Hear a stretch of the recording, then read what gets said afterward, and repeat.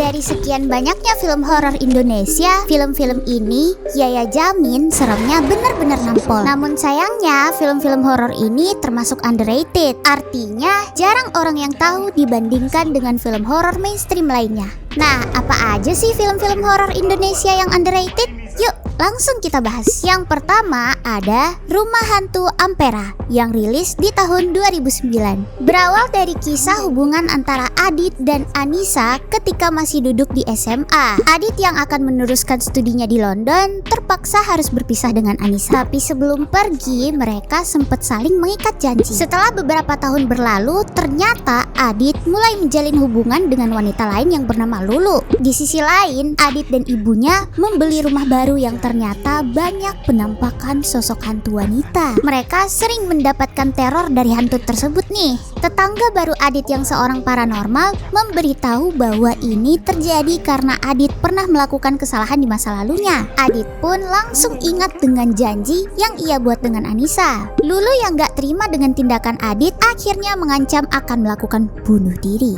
Wow, kompleks banget ya ini plotnya. Di urutan kedua masih di tahun 2009 nih, ada film Mati Suri. Mati Suri berdurasi kurang lebih 90 menit, menceritakan seorang desainer bernama Abel yang frustasi karena gagal nikah, lalu mencoba bunuh diri. Sempat mengalami masa koma, tapi beruntungnya ia berhasil selamat. Lalu Abel akhirnya memutuskan kembali ke villa tempat ia dan Wisnu bakal menggelar pernikahan mereka yang batal itu. Di situ ia bertemu dengan Pak Kus dan Bu Dia, pasangan suami istri yang menjaga villa. Nah, horornya dimulai dari sini nih. Abel mulai ngerasa kejanggalan-kejanggalan setiap pukul 3:10 dini hari. Semua jam di villa tersebut berhenti. Gak cuma itu, bahkan dia diikutin oleh sosok hantu anak kecil bernama Wida yang gak suka dengan Abel karena berhasil bangun dari mati surinya. Lalu di urutan ketiga ada film Angker. Film ini bercerita tentang Harun bersama istrinya, Ratna, dan ketiga anaknya pindah ke rumah baru yang berada di Bangil, Jawa Timur. Film ini sendiri mengambil latar tahun 1972. Karena alasan pekerjaan, Harun sering keluar kota, sehingga harus meninggalkan Ratna dan ketiga anaknya di rumah tersebut. Sejak hari pertama, Ratna dan anak-anaknya udah sering tuh mengalami hal-hal gaib dan janggal. Bahkan salah satu anaknya pernah mengalami kerasukan usai melihat lukisan nenek-nenek di ruangan belakang rumah mereka. Ngapain dah?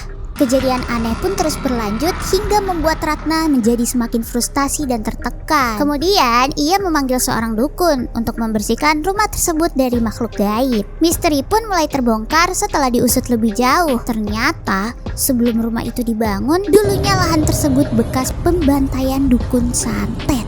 Di urutan keempat kita kembali ke tahun 2000-an, tepatnya di 2008 dengan film berjudul Karma. Film Karma mungkin menjadi film horor yang paling beda di daftar ini karena menyajikan nuansa Tionghoa. Sandra yang merupakan anak tunggal keluarga kaya harus dilarikan ke Australia saat peristiwa Mei 1998 meletus. Di sana ia lalu bertemu dengan Arman. Karena ia hamil di luar nikah, Sandra pun diusir oleh keluarganya. Arman dan Sandra lalu pulang ke Indonesia dan tinggal di rumah keluarga kakek Arman, Tiongguan. Mereka disambut dengan suasana yang gak nyaman di sana.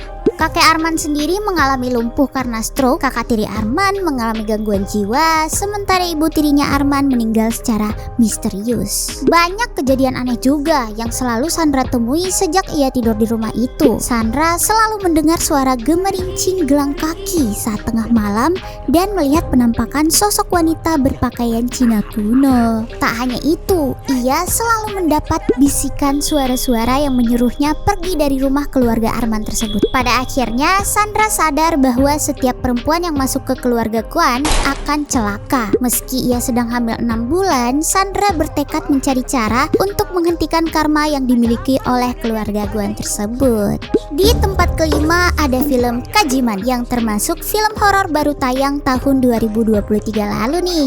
Film yang memiliki judul lengkap Kajiman, Iblis Terkejam Penagih Janji. Ini menceritakan perawat bernama Asha yang baru saja kehilangan ibunya karena sakit. Asya kemudian bekerja di home care pasien lanjut usia sambil berusaha menerima kenyataan takdir itu. Ada satu pasien bernama Ismail yang menderita penyakit misterius. Asya mulai mengalami kejadian ganjil semenjak ia merawat Ismail. Ia kerap mendengar bisikan suara mendiang ibunya. Asya lalu meminta bantuan Rama, temannya. Namun, mereka justru terjebak di ritual sesat pengikut Kajiman.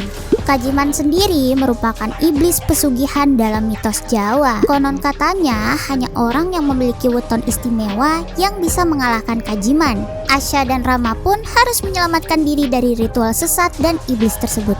Selanjutnya kita mundur ke belakang sedikit, tepatnya di tahun 2019. Ada film Jeritan Malam. Film ini kabarnya diadaptasi dari kisah nyata loh, yang dikisahkan dalam novel dengan judul yang sama, karya Ade Prihatin. Setelah dapat pekerjaan baru, Reza memutuskan pindah ke Jawa Timur. Ia memiliki sahabat bernama Indra dan Minto yang juga bekerja di perusahaan tempat ia bekerja. Mereka tinggal di mes yang bangunannya itu termasuk bangunan lama dan gelap, membuat tempat tersebut jadi terkesan seram, apalagi pas malam hari. Malam demi malam, Indra dan Minto sering dapat gangguan dari penunggu di mes tersebut. Hanya Reza yang gak pernah dapat gangguan, apalagi sampai melihat penampakan. Karena sudah semakin lelah dengan keluhan Indra dan Minto soal hantu di mes itu, akhirnya Reza menantang sosok hantu yang bersarang di mes tersebut untuk menampakkan diri. Bahkan Reza meminta bantuan dukun agar ia bisa melihat sosok hantu tersebut. Ia ingin membuktikan pada kedua temannya bahwa hantu itu gak ada. Dalam prosesnya, Reza melakukan ritual berbahaya yang gak seharusnya ia lakuin, yang akan menjadi bumerang bagi dirinya yang tak percaya adanya hantu. Nah, kita sampai di urutan terakhir nih. Di urutan ke-7 ada 40 hari bangkitnya pocong. Gimana rasanya jika diteror arwah penasaran selama 40 hari berturut-turut? Pasti serem banget kan? Itulah yang dirasakan sama seorang gadis bernama Jessie.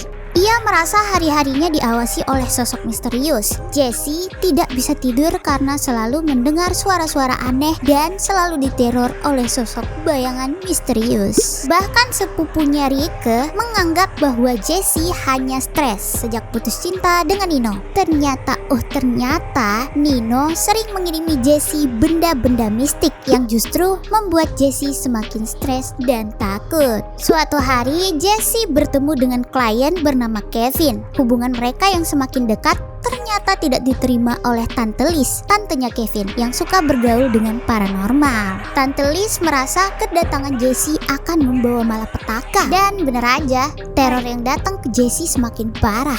Ia bahkan didatangi sosok pocong di kosannya pada malam hari. Nino selama ini juga mengalami kejadian serupa yang dialami Jessie, hingga membuatnya hampir gila. Berbagai penampakan yang dialami oleh Nino dan Jessie ternyata berkaitan dengan kejadian di masa lalu yang sepertinya bertujuan satu, yaitu balas dendam.